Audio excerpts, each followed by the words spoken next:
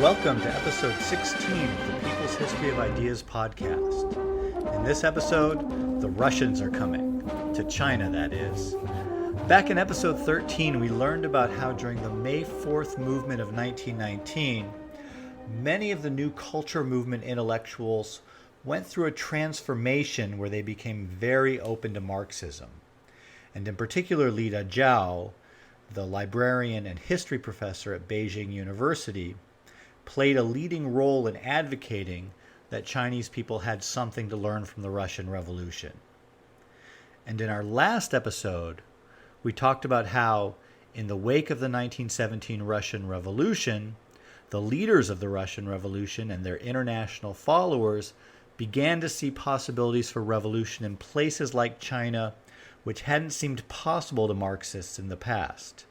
After all, if largely peasant Russia could have a socialist revolution, why not see if you could make a communist revolution in other peasant countries, like, for example, China? And they started a new international organization, the Communist International, or Third International, to help bring about revolution around the world. But before we talk about the Russians coming to China, it's worth mentioning the many Chinese who participated in the Russian Revolution. As we've talked about before, northeastern China was a contested realm. It was, of course, the homeland of the Manchus, the rulers of the Qing dynasty, which had ended in 1912, but it was an area subject to competition by Russian and Japanese powers who sought economic concessions there and who wanted to take it all over for themselves. As we saw in episode 4, Russia had annexed a large part of Manchuria at the end of the Second Opium War in the mid-19th century. And then in episode 9, we saw that Russia carried out ethnic cleansing of Chinese in the region it had annexed during the Boxer Rebellion, turning the Chinese city of Hailanpao into the Russian city of Blagoveshchensk. So, given the contested nature of China's northeastern borderlands, it shouldn't come as a huge surprise that, as Russians were moving into Manchuria, there were Chinese who went to Siberia, mainly to work on railroad construction. So when World War I broke out in 1914, many Chinese laborers who were working in Siberia moved to European Russia to work in order to fill jobs which had been left by Russians who went to fight in the war. And more were recruited in China to come directly to European Russia, so that when the Russian Revolution broke out, there were about 200,000 Chinese workers in Russia. And if the treatment of Chinese workers in France during World War I was bad, as we talked about in episode 13, the treatment of the Chinese in Russia was considerably worse. And so it should come as no surprise then that these Chinese laborers, more or less as a group, supported the Bolsheviks. A Chinese battalion of between 8,000 and 10,000 Chinese workers joined the Red Army, with smaller numbers joining the Communist Party itself. So as the new Communist International started thinking about the possibilities of revolution in largely peasant countries, it already had some considerable resources to draw on in terms of language abilities and resources of local knowledge in promoting the cause of communist revolution in China. Already in 1918, the Bolsheviks started sending cadres to China to investigate the state of the social movements there, to sponsor the publication of communist literature, most of which did not achieve wide circulation, and to make contact with Chinese radicals. In 1919, one of these Bolshevik delegations made contact with Dazhao and gave him a copy of Lenin's book, Imperialism, the Highest Stage of Capitalism. But the most fateful encounter came in 1920, when Gregory Voitinsky arrived in March, heading a delegation which would work with those Chinese radicals who were growing more and more interested in the Russian Revolution as a model for social change to help them found the Chinese Communist Party. Voitinsky timed his arrival in China for maximum impact. In 1919, the Soviets had drafted something called the Karakhan Manifesto, named after the Deputy Commissioner for Foreign Affairs, Lev Karakhan, which renounced all Russian concessions in China. This included privileges like extraterritoriality, where Russian citizens wouldn't face Chinese courts for crimes committed in China, and special economic concessions. And if you will recall from episode 11 on the 1911 revolution, how the revolutionary plotters were arrested in the Russian settlement area in Wuhan, there were areas in some treaty port cities like Wuhan which were administered by Russians and not by China. So the Soviet Union renounced all these semi-colonial privileges. The one concession that the Soviet Union held on to was control of the China Eastern Railway, which crossed Manchuria and connected Vladivostok with the rest of Siberia much more directly than the circuitous route which wended around China's northern border. In the original draft of the Karakhan Manifesto, the Soviets gave the railway back to China as well, but by the time it was formally presented to China in early 1920, they'd thought better of it. The manifesto also renounced Russia's share of the massive and burdensome Boxer indemnity, which you'll recall the details on from episode 9. It was essentially a huge debt owed to Russia and many other foreign powers as a result of the unsuccessful Boxer rebellion.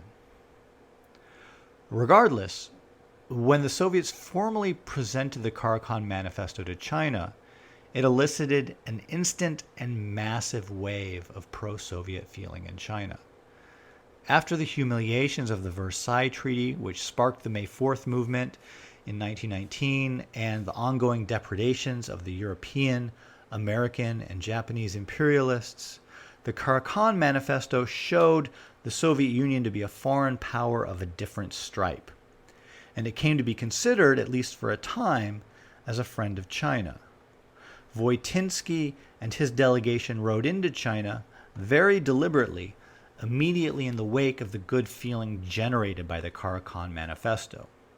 This period of Sino-Soviet goodwill allowed him a freedom of movement and openness in his activities that earlier clandestine or semi-clandestine Soviet forays into China had not enjoyed.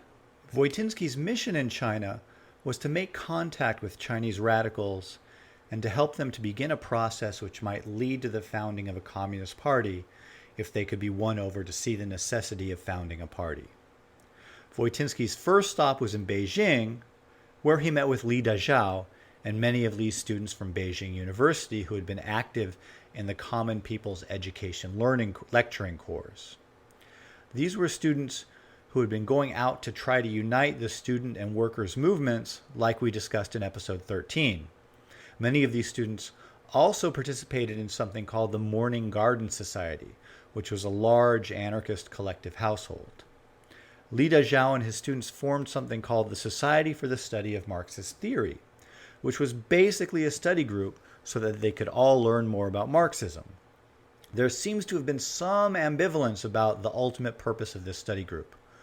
Voitinsky's aim in encouraging Li to found this group was to create a Beijing nucleus for the later formation of the Communist Party. And this is, in fact, the role that the study group ended up playing. But at least initially, it seems like Li and many of the participants in the study group did not have aspirations for the group beyond furthering their knowledge of Marxist theory. The real organizational initiative for founding the party would come from the second communist nucleus formed with Voitinsky's help in Shanghai. In May 1920, Voitinsky met with Chen Duxiu in Shanghai. Chen had relocated to Shanghai to get out of reach of the northern warlords after being jailed for 3 months in 1919 for his political activities in Beijing. As we noted in episode 13, Chen had lost his faith in the power of education to change China and was more and more interested in the Bolshevik model for social change being played out in the Soviet Union. Voitinsky's offer to help Chinese radicals move in the direction offered by the Russian Revolution was more or less exactly what Chen was looking for, and soon after Voitinsky's arrival in Shanghai, a Marxist research society was formed. This study group included not only Chen, but other senior radicals, some of whom had been active in bringing socialist ideas to China already. Chen and Voitinsky wanted to move the study group quickly in a more activist direction, and in particular wanted to transform the group into a self-conscious nucleus for founding a communist party. In a June meeting of the group, Chen and Voitinsky moved for the group to take action toward founding a party, but many of the senior radicals who had been happy to have discussions did not think that China needed a separate communist party. After all, didn't Marxism state that China needed more capitalist development to have a socialist revolution? These figures felt that a revolutionary nationalist group like the Comintern was more appropriate to China's situation. Clearly, these radicals drew different conclusions from the Russian experience of socialist revolution in a majority peasant population country than Chen and Voitinsky did. So, with the efforts to constitute a local nucleus for founding a communist party frustrated, Chen and Voitinsky called another meeting in August, which they didn't invite the people who didn't want to found a communist party to, and there they formed a cell of about 10 members who saw their task as preparing for the foundation of the party. Chen had remained the editor of New Youth, the flagship journal of the New Culture and May 4th movements, and beginning with its September 1920 issue, New Youth began to systematically report on events in the Soviet Union and to explain Marxism to a mass audience in a way that had not happened before in China. The activism of the Shanghai group won Li Dazhao and the Beijing study group to become more active in organizational efforts and to get on board, finally, with the goal of founding a party. Members of the Shanghai nucleus and from the Soviet delegation helped to start communist cells in Wuhan and Jinan, and Mao Zedong met with both Beijing and Shanghai groups before going back to Changsha in Hunan province to start a group there. In every case, the new communist nuclei were based on pre-existing groups of activists who'd been involved in the May 4th movement. For example, in Changsha, members of the New Citizens Study Society that Mao participated in had been debating for some time about how to accomplish their stated goal of changing China and the world, which was admittedly vague. In the end, they decided that the model of the Bolshevik Revolution was the way that the world could be changed. Chen Duxiu moved to Guangzhou in November 1920 to take up a position as Commissioner of Education in the provincial government there, and it was only then that a communist nucleus was formed in that large city. Chen's move to Guangzhou, right in the midst of the efforts to gather momentum to found a communist party, points to a notable early feature of communist activism in China. Essentially, when Chen moved to Guangzhou, he was putting his career ahead of his revolutionary efforts. After all, Shanghai was the center of the efforts to found a communist party, and Chen had been playing a leading role in that process. All of a sudden, he put that on a back burner for a while as he put his career first. So while later on communist leaders would be expected to devote their lives to the revolution, we can see that as the movement was taking off, things were still very loose organizationally. So, how did these separate communist nuclei in cities around China go from being separate local groups that wanted to form a communist party to actually going ahead and forming one? What was involved in that? There were two major questions that had to be addressed. One was organizational, and the other was ideological. The principles for organizing a communist party which were followed, or at least supposed to be followed, by all the parties of the Third International, had been worked out by Lenin over the long years of struggle within the Russian Social Democratic Party between the Bolsheviks and the Mensheviks. Lenin's Bolsheviks advocated a much tighter, more centralized form of party organization than the Mensheviks or other social democratic parties did before the Russian Revolution.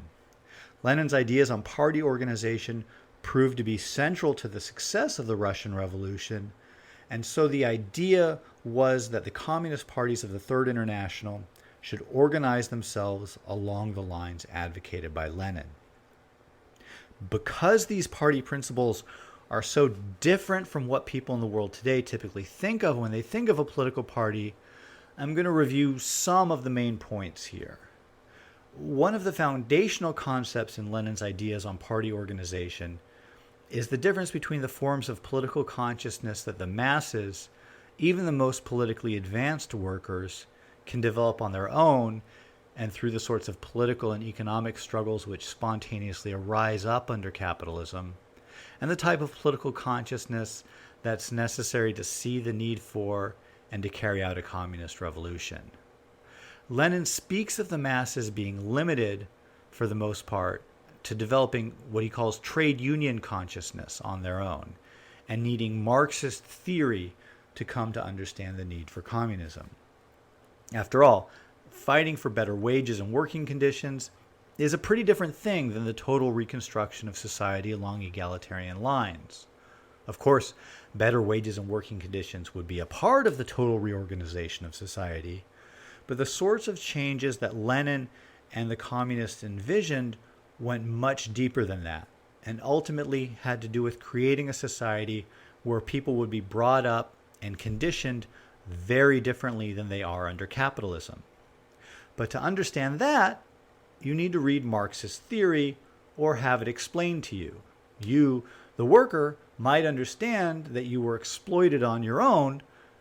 It was frankly pretty obvious. But you did not understand the whole historical trajectory of human society and the possibility of a different world without some theory which does not just pop into your head spontaneously. And fundamentally, this emphasis on the distinction between the spontaneous struggle of the masses and the sorts of communist aims these struggles needed to be diverted into rested on a different reading of Marx than was dominant in the social democratic movement of Lenin's day.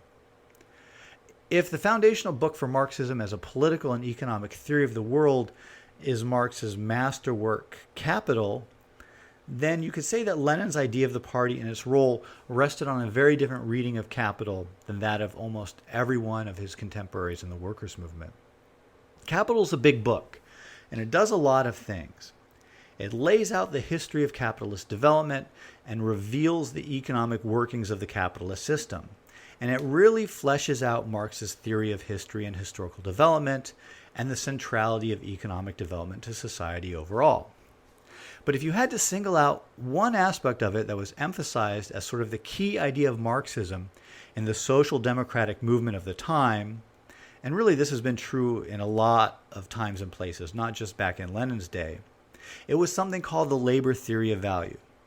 In Capital, Marx demonstrated how all new value is produced through labor, that workers are paid enough for them to reproduce their own labor, that is, to go and get food and have a home and whatever else they needed to keep on surviving, but that if you measured how long and how intensely they worked, you could see that the source of profit for their bosses came from the fact that the workers created more new value than was needed to pay them their wages. The amount of value that workers produce over and above what was needed to pay them their wages is called surplus value. This labor theory of value exposes a basic injustice in the capitalist system and was treated by many social democratic leaders as the most essential insight of Marxism. So, if you thought this was the most essential thing about Marxism, you can see how that would focus the mind on things like struggles over wage increases and struggles over economic demands in general as the essential issue for Marxists to focus on. The thing is, Marx himself, while he spent a good deal of time developing his thoughts on this question and of course thought that it was incredibly important in exposing the inherently exploitative nature of the capitalist system, did not think that this was the essence of his own contributions. After all, labor theories of value had been developed before by bourgeois economists like Adam Smith and especially David Ricardo. While Marx's ideas on the labor theory of value were highly developed and contained many original aspects, they were, for him, part of developing a larger theory about how economics conditions society overall. Which brings us to Lenin's reading of Capital. While of course Lenin, like Marx, saw the labor theory of value as very important in exposing the exploitative nature of capitalism, it was not the most important part of Capital. Rather, the key part of Capital to understand, if one is to make sense of Lenin's theory of the party and the overall vision for socialist society which had its seeds in Lenin's theory of the party, is a rather short but philosophically dense part of the book, Section 4 of Chapter 1 of Capital, which is titled Commodity fetishism. I think very few people can really appreciate the importance of that short section of Capital the first time they read it. I know I certainly didn't. It's one of the harder parts of the book to understand, but it rewards repeated efforts. So if you're someone who's inclined to read Capital, I want to encourage you to keep going at that section if it's giving you trouble. In any case, the fundamental thing that Marx argues for in that section is the way in which commodity relations, that is, the idea of exchanging one thing for another, colonizes our minds. Because the exchange of one thing for another, more or less equal values, or to use the words of some of the biggest douchebags in the world, the need to always be striking a deal, characterizes life under capitalism. This way of thinking, this capitalist way of thinking of always exchanging things, of striking a deal or of exchanging one thing for another, of having to pay for things or having to get something in return if we give something, infects all aspects of our lives under capitalism, even those that are not about exchanging money or things, like in our emotional lives and intimate relations. Basically, our minds are colonized by the economics of capitalism, because those economics are fundamental to the day-to-day functioning of the world we live in. Somehow, we need to be able to break with that sort of thinking. But for humanity as a whole to break with that thinking, fundamentally they will need to live in, and new generations will have to be brought up in, a system that does not function like that. By the very nature of our living in this system, our ability to imagine that society is limited, but it's the necessary break that has to be made. So, to bring things back to Lenin's conception of the party, if you take Marx's section on commodity fetishism as the keystone of capital, then it's obvious that anyone, even the most politically advanced workers, on their own, will still carry all this conditioning from capitalist society. And so the party becomes a vehicle not only for educating workers on Marxist theory and the need for a new society, and leading workers to fight for communism and not just for better conditions under capitalism, the party also becomes an organizational form for keeping its members from lapsing into capitalist thinking. It becomes a way of prefiguring communist thinking which breaks with the way in which capitalism has messed up everybody's heads. However imperfectly it does that, of course, because after all, the party itself can't stand aside from the capitalist relations that it arose under. Here's how Lenin articulated this in one step forward, two steps back. In its struggle for power, the proletariat has no other weapon but organization. Disunited by the rule of anarchic competition in the bourgeois world, ground down by forced labor for capital, constantly thrust back to the lower depths of utter destitution, savagery, and degeneration, the proletariat can, and inevitably will, become an invincible force only through its ideological unification on the principles of Marxism being reinforced by the material unity of organization, which welds millions of toilers into an army of the working class. So, to bring things back to China in 1920, we can see that turning communist collectives in several cities, and actually including branches among students abroad in France and Japan as well, into a party of the kind envisioned by Lenin was something more complicated than just deciding that they all stood for more or less the same cause and beginning to work together for that cause. Rather, there was a need to create a tight, disciplined organization and to achieve a high level of unity in terms of how to apply communist ideas to the carrying out of revolution in China.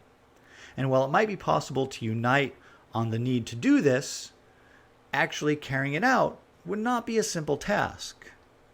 So, in our next episode, we'll discuss the ideological struggles that were carried out in the process of founding the party.